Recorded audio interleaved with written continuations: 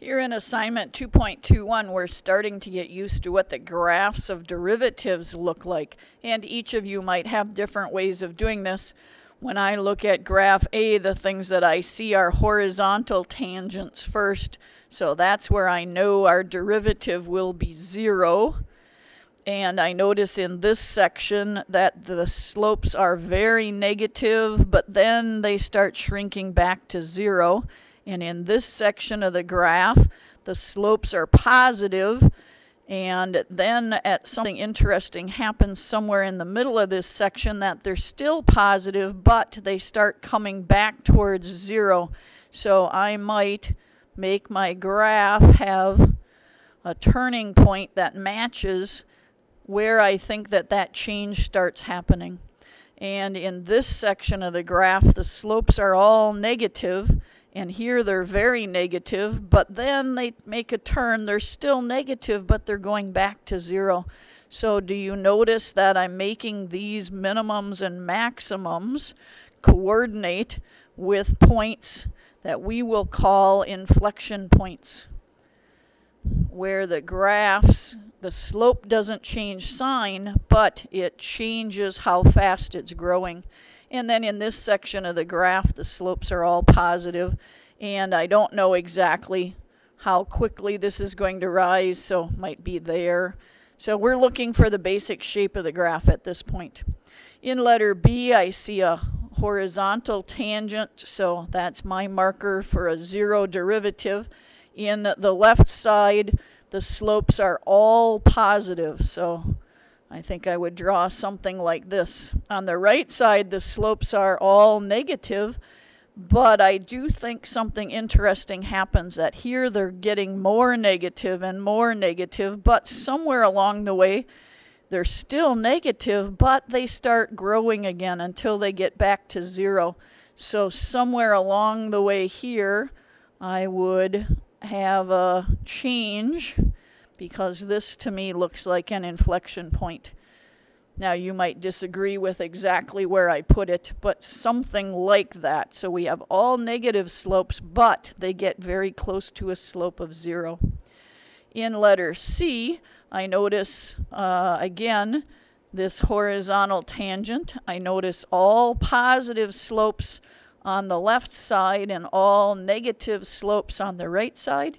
Again, it looks like the slopes start out to be very close to 0, and then somewhere along the way they are growing, and then they start growing more quickly, and then they go back to 0. So the question here is, when does that change happen where they start going back to 0? So that's where we have a maximum in our graph, and where you put that, you might put it way over here, but somewhere wherever you think that inflection point is. So wherever you think the slopes here look like they're growing very negative, and then they start going to 0. So maybe I should move that back a little bit, but you've got the idea here. And on the negative side, it matches. So we'll have some symmetry in our derivative, but notice the original graph looked like it was even, and these minimums and maximums would pair up with wherever you think those inflection points are. And notice that our original graph appeared to be even and our derivative odd. So we'll watch for that to happen.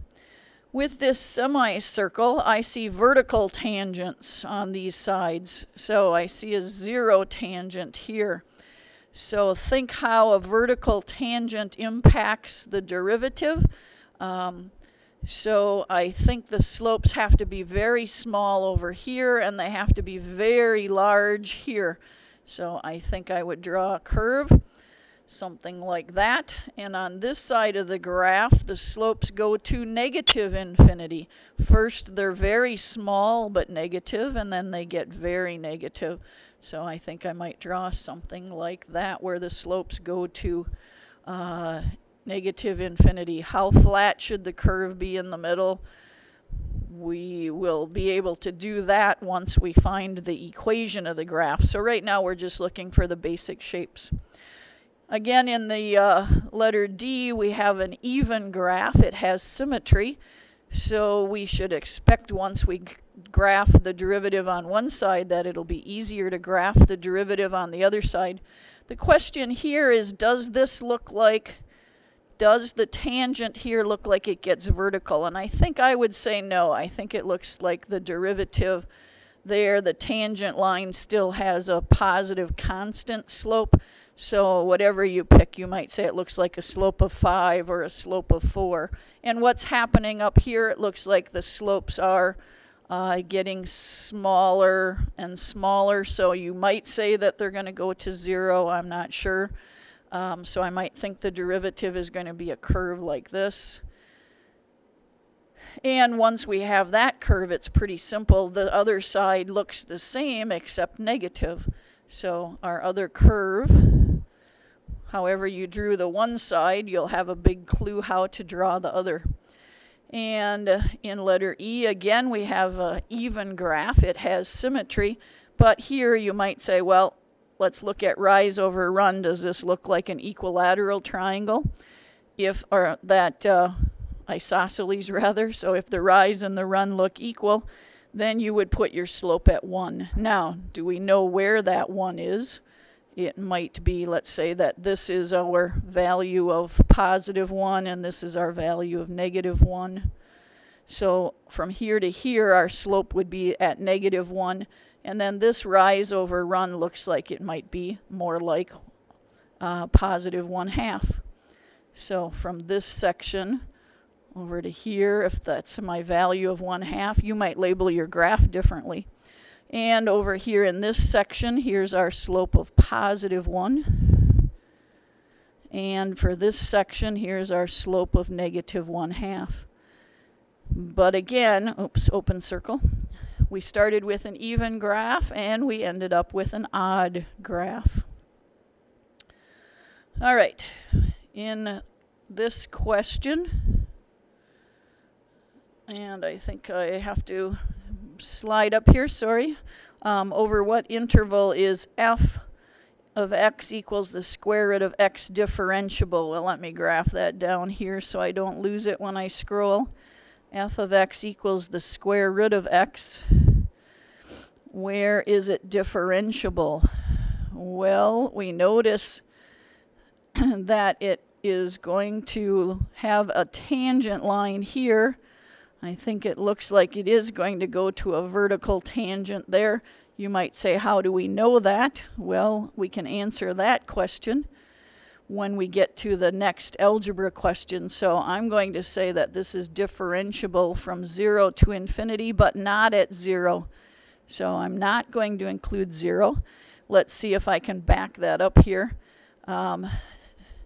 Where does the derivative not exist? Well, of course, it doesn't exist when x is less than 0, but let's now find f prime.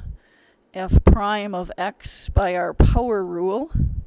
Sorry, that would be a 2/3. And subtract 1 from the exponent. So another way of writing this, cube root of x. So then for the cube root function, we can put positives and negatives. So the only place where this derivative does not exist, sorry, I was doing this as if it were a square root, but it's cube root. So the only place this does not exist is at 0. So x cannot be 0. Or for the domain in interval notation, we would say negative infinity to 0, union 0 to infinity. Okay, now that I realize that A and B are two different graphs, this graph, of course, was for 2A. So let me go back to 2A and let's do its derivative. So this f of x is x to the 1/2, so its derivative, x to the negative 1/2, and I kind of hope this one you'll remember because we will use it very often. So the square root of x is in the denominator. So that is actually how I knew the tangent line was vertical, because as x approaches 0 from the positive side, f of x is going to approach infinity. That's how I actually knew that that was going to have a vertical tangent.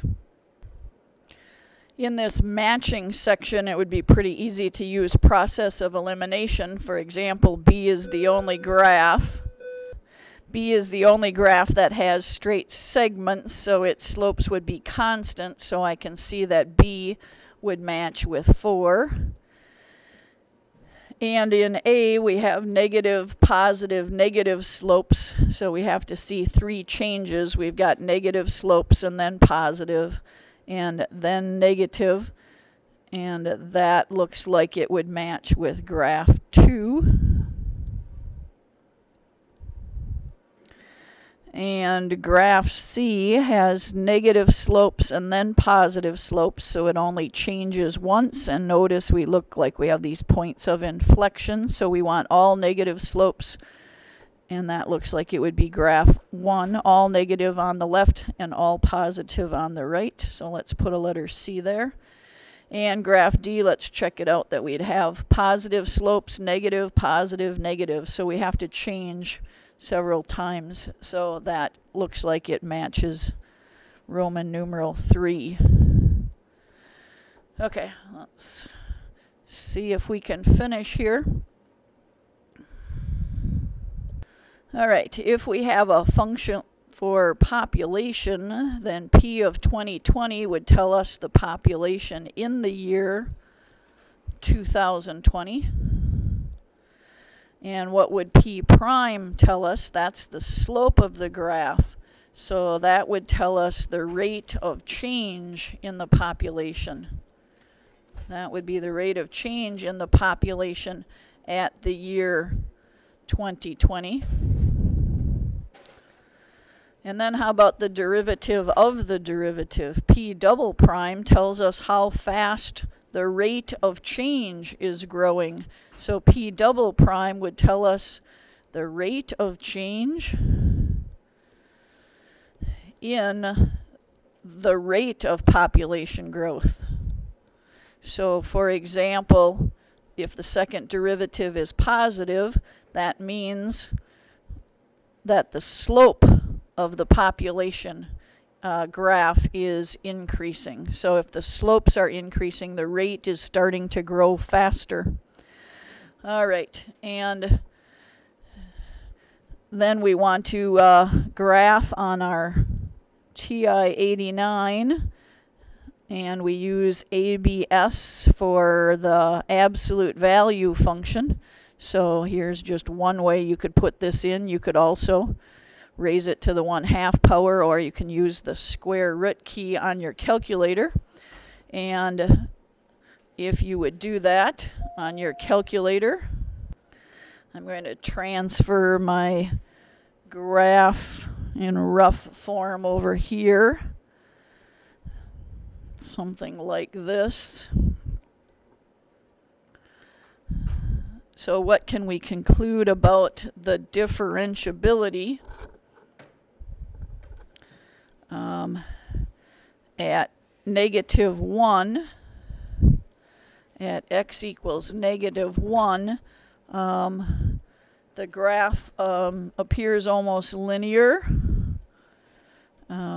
So I'm going to put, we're not sure exactly there. At x equals 0, I think it appears that we would have a vertical tangent line. So we might have a left derivative at x equals 0. There might be a constant value for the left derivative.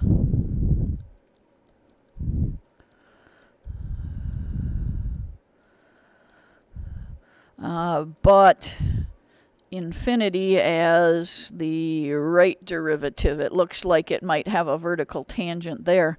Now, I'm just taking a quick look. So is it possible? You might disagree with that, and you might say that when you zoom in, it looks like a vertical tangent from both sides. So if there's a vertical tangent